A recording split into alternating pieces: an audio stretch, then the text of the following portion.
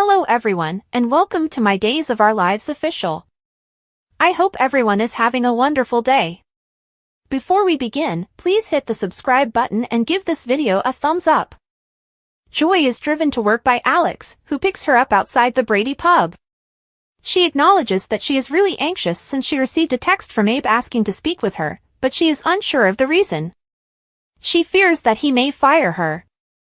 Johnny, who is blocking some scenes, encounters Bonnie in an examination room at the hospital. Bonnie doesn't want to make trouble, but she doesn't sure what the term mendacious bitch means, so she asks if she may delete the line where her character refers to Reagan as such. Johnny tells her to stop talking because he doesn't care. Losing the love of his life is one of his more pressing concerns. Seth Burns, the set's gossip queen, had told Bonnie about him and Joy. Johnny regrets that he let his jealousy to overcome him. Although Johnny claims it didn't go very far, Bonnie hopes he and Joy used protection. Bonnie is shocked and inquires as to Chanel's anger. According to Johnny, Chanel resigned after he violated her confidence by lying repeatedly to hide the truth. Johnny and Bonnie discuss days. Since Faith and Arrow are the most popular couple on the show, Bonnie finds this unbelievable and inquires as to how they will dismiss Faith. She asks for the inside scoop because she knows Faith recently learned Reagan was expecting Arrow's child. Abe phones Kate at the nurse's station to let her know that Leo thinks he has identified Lady Whistleblower, and he suspects it is Javi Hernandez. Abe calls. Days. Abe moves toward Alex and Joy as they arrive. Abe informs them that he needs to talk to them about something essential, which is hooking up. He believes it would be advantageous for the show and perhaps hot. Joy is delighted that she won't be fired when he reveals their characters will end up dating. The show must continue because Chanel resigned, even if Abe is unhappy about what transpired between her and Johnny. Joy and Alex declare that they are on board. According to Alex, their genuine chemistry ought to be seen on television. Abe, perplexed, inquires as to if they are actually hooking up. Alex believed he was aware. Since there isn't the same power disparity between them as there was with Stephanie, Abe doesn't view this as a problem. However, what kind of connection do they have? Hattie stops by Kate's office wearing a huge coat and bonnet in an attempt to keep her big comeback a secret. Kate thinks they need to establish some ground rules, such not acting like divas or arguing with Bonnie. Kate forces her to sign a 13-week contract after Hattie assures her there won't be any problems. Working for scale is something Hattie dislikes. Hattie argues that it seems unfair, but Kate clarifies that this is a probationary period. Take it or leave it, says Kate, because this is the same deal as Bonnie's. Kate Days is urged by Hattie. Chanel comes back to Paulina and Abe's from the bakery.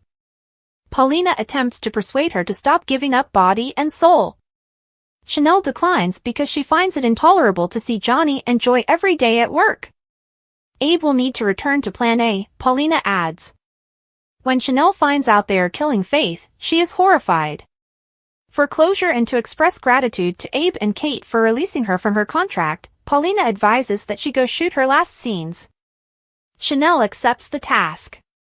Paulina and Chanel discuss the television program Days. Hattie storms into the room where Bonnie is running lines back at the hospital, and they embrace. Hattie claims to be back.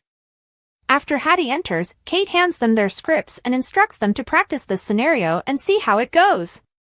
The scene is set by Kate with Bonnie's character visiting Charlemagne at the morgue and mourning her body. But while Hattie is beneath the sheet and Bonnie is running the lines, Hattie interrupts the script, sits up, and claims she believed she was resurrecting. Hattie dislikes that Kate doesn't speak, but she claims she will after receiving the flower serum injection. Kate threatens to fire her if she doesn't read the script exactly as it is written. Hattie gives in and follows Kate's instructions. Days after Hattie and Bonnie reunited. Joy and Alex, meantime, are unsure of how to characterize their bond with Abe. Tell him and Kate when they figure it out, says Abe. Joy calls it odd when Abe leaves, although she is still employed. Alex believes they ought to discuss their current situation. Since he had recently ended his relationship with Stephanie, Joy didn't want to put any pressure on him. Alex observes that she is moving on with Philip and that he must follow suit. They acknowledge that they like each other's company. He recommends that they explain the complexity to Abe. Joy and Alex discuss their romance days. Chanel arrives, approaches Johnny, and they turn to face Joy and Alex.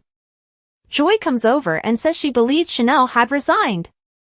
Chanel clarifies that she is simply there to record Faith's last scenes for Abe. Faith queries Johnny about the death of her character. According to Johnny, Leo is sending her the same way Charlemagne died because he didn't have time to come up with something new. Chanel finds it unbelievable that she goes out like way. She has nothing to say to Johnny, who hoped they might converse after this was finished. She says they should end this since she feels sick when she's around him and Joy. Chanel on set days with Johnny, Joy, and Alex. In the hospital waiting area, Faith interrupts Arrow and Reagan as they see their sonogram pictures as Johnny starts the shot. Faith charges Reagan with deceiving Arrow and claiming this child as his own. Reagan tells Faith how many times she and Arrow did it in that hotel room as they engage in a verbal sparring match. Chanel gives Joy a real, hard up and slap. According to Chanel, she was simply acting like herself. Joy, who is eager to watch Chanel down the elevator shaft, urges they should go on. Days, Chanel and Joy record their scenes. Following the taping, Johnny escorts Joy to the Brady pub before they leave. Joy claims that she's happy Chanel smacked her because, in her opinion, they still are. Paulina reports that she attempted, but was unable, to persuade Chanel to continue after Abe leaves for home. She did persuade her to record her final scenes, though. She is curious about the level of tension on the set. Paulina finds it a tenuous theory when Abe tells her who Leo thinks Lady Whistleblower is. When Leo storms into Javi's room, he discovers Javi and Carrie in bed. Leo declares his purpose for being here, to expose Lady Whistleblower. Why does Leo still believe he is Lady Whistleblower when Javi believed they had made peace? Leo claims that Carrie is the gossip columnist and doesn't. Leo refers to him as a terrible speller and a wicked queen. Carrie calls Leo crazy, but she has no idea what he's talking about. Leo is asked by Javi if he thinks it's Carrie. Leo does. Carrie Javi days is interrupted by Leo. Carrie claims that Leo is only talking out of jealousy. When Javi inquires about the source of this, Leo clarifies that Lady Whistleblower is being compensated by a Rochester bank. He made the connection when he noticed the sweatshirt Javi was sporting. Carrie claims that's not proof, so Leo uses the suggested devil plotline to explain the trap he set for his column.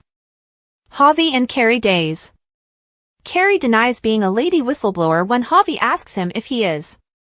Carrie implies someone might have been listening in, but Leo claims that only he, Javi, and Dr. Evans were present when they discussed the plot. Leo claims to have additional evidence.